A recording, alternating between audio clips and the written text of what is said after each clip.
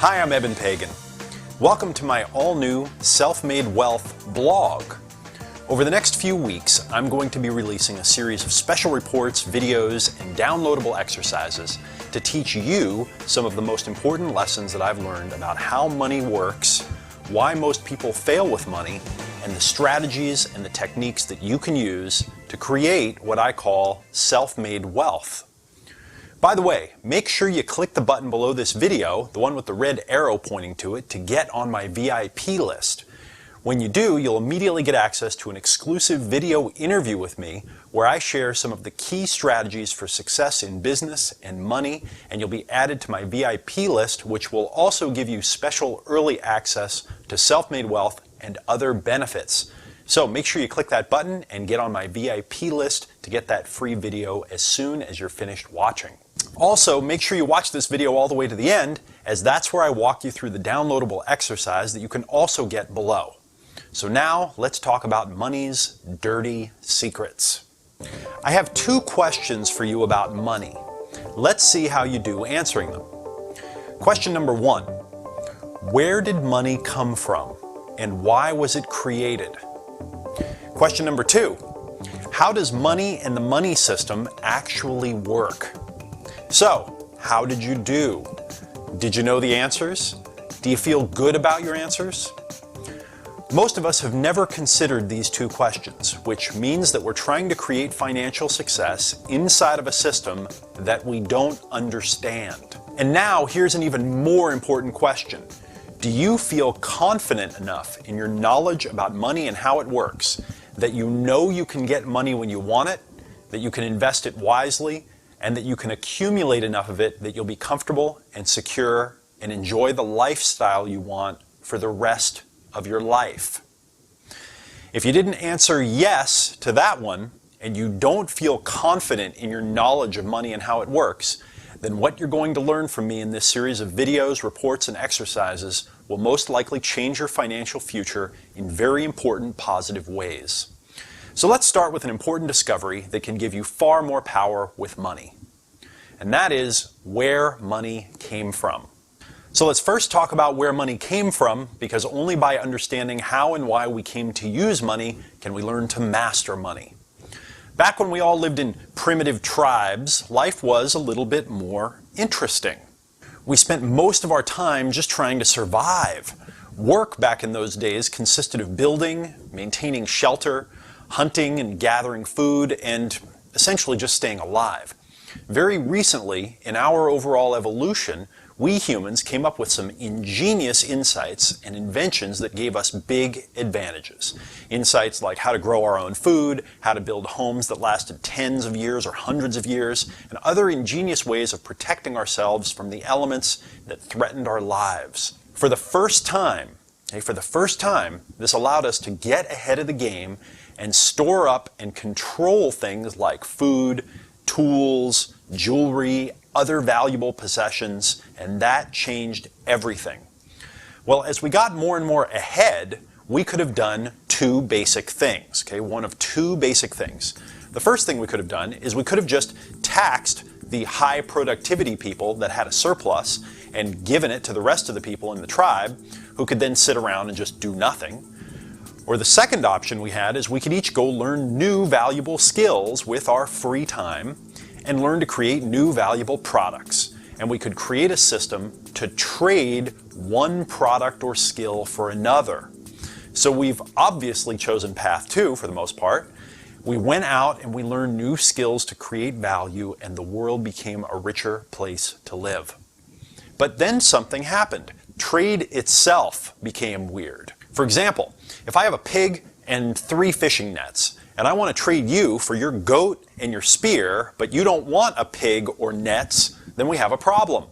In that case, I'd need to find out what you do want, then see if I can find someone who has that stuff and go talk them into trading for what I've got, and then find you after I do, and hope the trade is still available and you've got your goat and your spear to trade me. Very inefficient. And this leads us to the birth of money. We needed something that could allow us to sell anything we had and then buy anything we wanted without having to do complex trades and find people who wanted exactly what we had to sell. we needed a standardized unit of trade, something simple, portable, and valuable, a universal currency that anyone could use or accept to trade for or purchase anything, to pay off debts or to lend. Now, originally, currency or money was in the form of rare and special items. A particular type of seashell that was rare and attractive, a type of carved stone that required lots of work to create. Now, with a universal currency like shells, I could sell my pig and my nets for shells, and then I could trade the shells directly for the goat and the spear that I wanted. Awesome! Then, when we got good at farming and growing our own food, we began using things like grains and rice for our universal currency. This was nice because if we couldn't spend it, we could always eat it. And eventually we stumbled upon what many consider to be the ultimate form of money or currency: gold. Gold was a great currency because it was rare, it was easy to carry around, it didn't corrode, and it can be used for all kinds of things other than currency, which were very valuable. If you didn't want to use your gold to buy things, you could make jewelry, you could make a tooth filling, you could use it in art, etc. Silver is another great currency for a lot of the same reasons. In modern times, both elements are very valuable for many, many important processes in our lives. They are used throughout technology, science, medicine, and others because they're highly conductive, they resist corrosion, etc., etc. The point here is that the money itself used to be worth something. There's a special name for this, by the way, when the currency has intrinsic value and can actually be used for something. It's called commodity money. And the thing to remember about this commodity money, again, is that commodity money has value in and of itself. If you have grain that no one wants, you can eat it. If you have gold that no one wants, you can make jewelry or fillings or even now computer chips from it. And this leads us to money's first dirty secret. It now has a hole in its own bucket. Now that you understand just a little bit more about where money came from and how it got to its current form, let's talk about money's first dirty secret. Here it is. Money has a hole in its own bucket, and it actually loses itself. Okay, wait a minute. It has a hole in its what? And it loses itself? Let me explain this to you.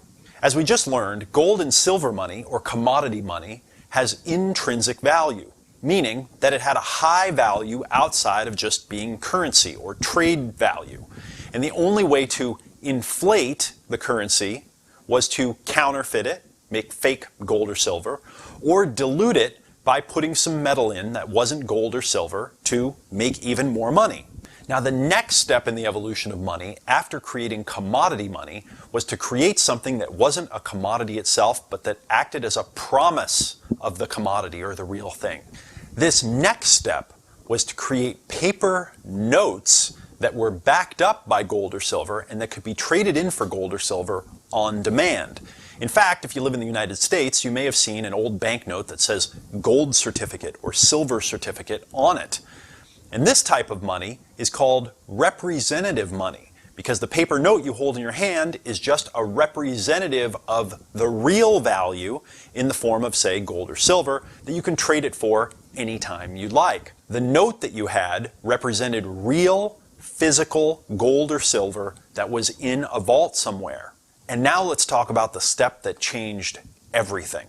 The next step in this process, in a very controversial step, was to disconnect the paper notes from the gold or silver and from the real world completely and print paper notes to use for money, but this time without anything physical to back them up.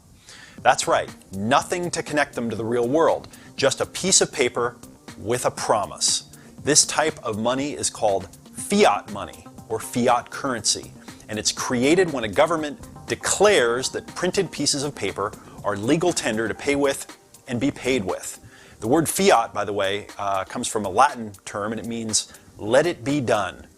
A government says let it be done, and now paper is money. And by the way, most countries now run on fiat currency, and we've been disconnected from the gold or silver standard, and there's no connection to the real world. Then the final great leap took place when we escaped from the physical world altogether, completely, and even money, the bills, became numbers on a computer screen. Banks now literally create money out of thin air. They lend it out without it ever becoming real in this form of bills or coins or gold or anything else. And as you just learned, our paper money and our account balance numbers on our computer screens, they aren't backed up by anything real. There's nothing backing them except for promises. So why is this a problem? The first hole that money has in its own bucket is called inflation. You've probably heard of it.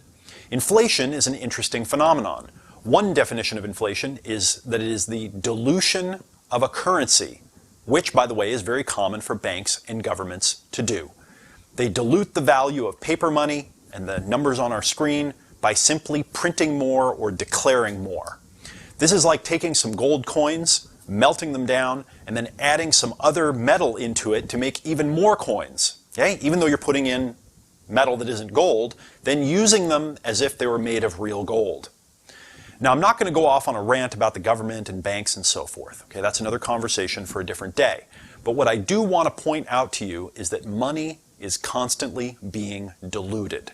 The second hole that money has in its bucket, which you probably haven't heard about, is that this non-real money, like paper money or numbers on your screen telling you how much is in your account, these are very confusing to the human mind. And it causes us to make all kinds of different mistakes that are very damaging to our financial lives. In a future report and video, we're going to go into this in a more detailed way, but for now, let's just remember this. When you use it, you lose it. When you use money, you lose money. These are only a couple of the many ways that money loses itself over time. Imagine this.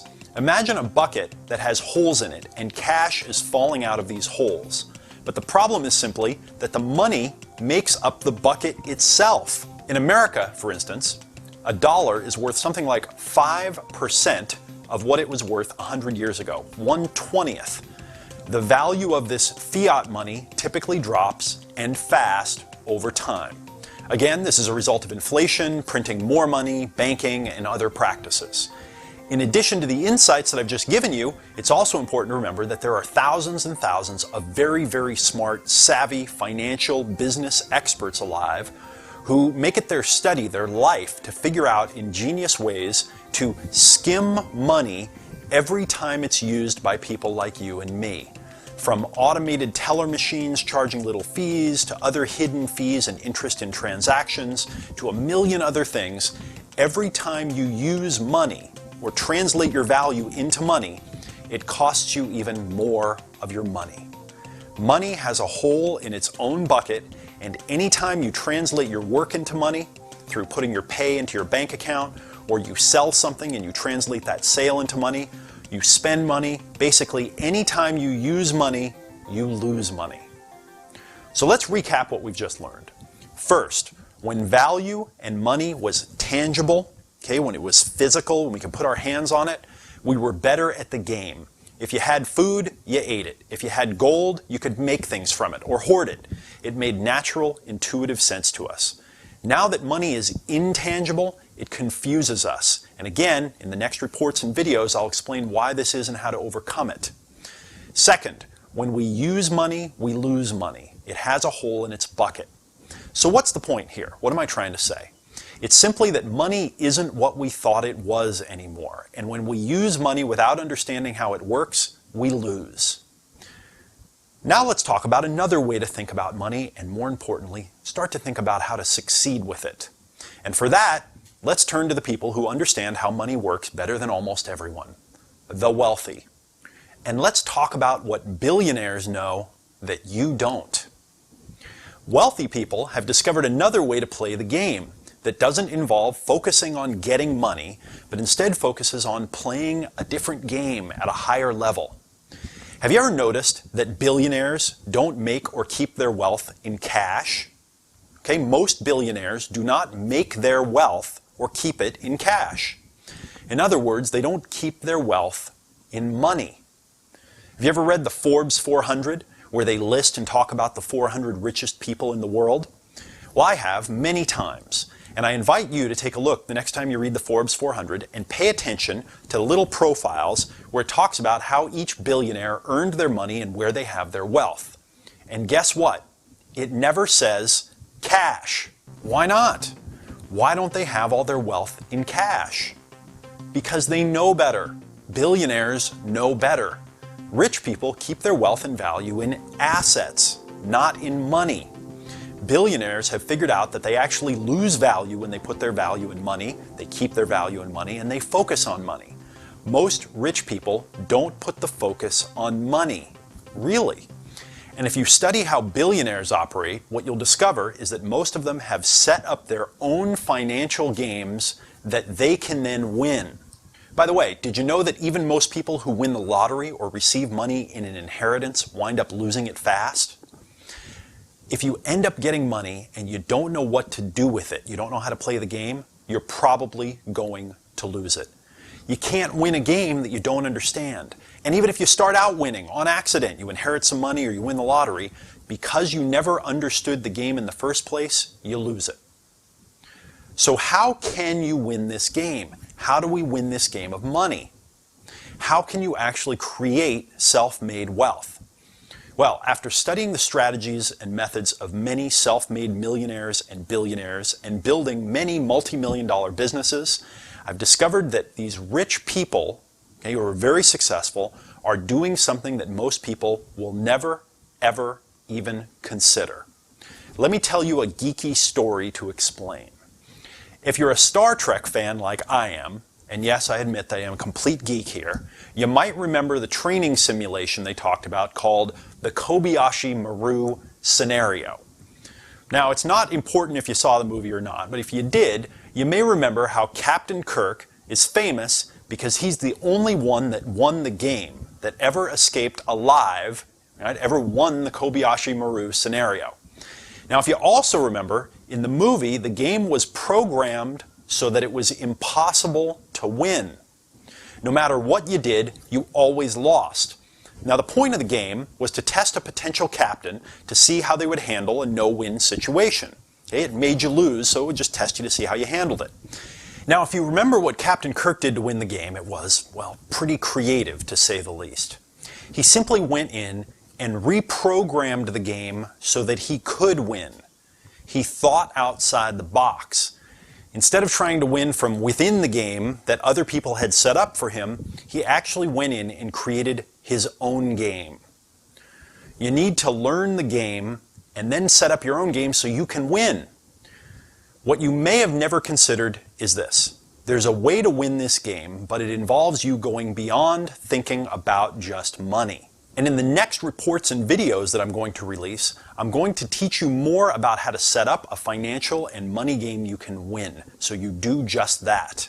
So keep these wealth tips in mind. First, remember that money has a hole in its own bucket. Inflation makes the money we have worth less and less over time.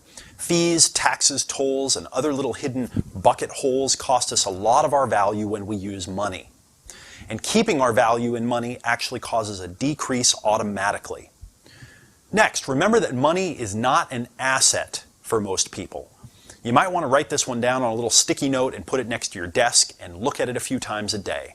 Money is not an asset for most people. If you're a professional money trader, okay, you're the exception. But for most of us, money is not an asset, and the more we try to get money, the more value we lose without realizing it. By the way, when you use your credit cards and you borrow money, you actually multiply these problems, which we'll learn more about in the next reports and videos. For many years of my life, I focused on just trying to get money, and it cost me a lot. When I look back on this, it really cost me more than just money. It also cost me a lot of time and a lot of progress. Now I'm playing a different game. And let's do an exercise together to get started playing a different game. So now that you've learned about money's dirty secret, that it has a hole in its own bucket, it's a good idea to look back into your life and see where this has cost you. Answer these 3 questions to see where you've made mistakes with money that you can correct in the future. By the way, you might want to go down below this video and get the exercise downloaded and printed out so that you can see these questions printed out and you can follow along in the exercise itself. So first, What was the most important thing you learned in this report about money, what it is, and how it works? Second, think back about your personal experiences with money. Where have you lost money in your life because money has a hole in its own bucket, but you didn't realize it at the time? And then third, where have you played the game, the money game, and lost because you didn't understand how the game worked in the first place? Okay, answer those three questions. And now that you've learned about what money is, how it works, why it has a hole in its bucket, it's time to go to the next step and learn about expensive mistakes we make with money that keep us unsuccessful. It's time to learn how to create a money game we can win. And for that, you'll go through the next self-made wealth reports and videos that I release. So now what I'd like you to do, now that you've done this exercise, you've learned, go leave a comment underneath. Go post your comment with the most important thing you learned from this video or the exercise. Okay? Talk about where you've lost money because it had a hole in its bucket, or where you lost the money game because you didn't understand how it worked, so we can all learn from each other. Okay? And also hit the like button to tell others about it so that more people can come and see this video, get the report, and do the exercise for free. Okay, great. So again, go down, leave your comment below about what you learned from this video and this report and this exercise. Hit the like button and make sure you get on my VIP list, which will give you access to this exclusive video interview that I share many of the key lessons where I've learned about money and success. Okay, so go get on the VIP list now, leave your comment, get on the VIP list, and I will see you in the next Self-Made Wealth video, report, and exercise.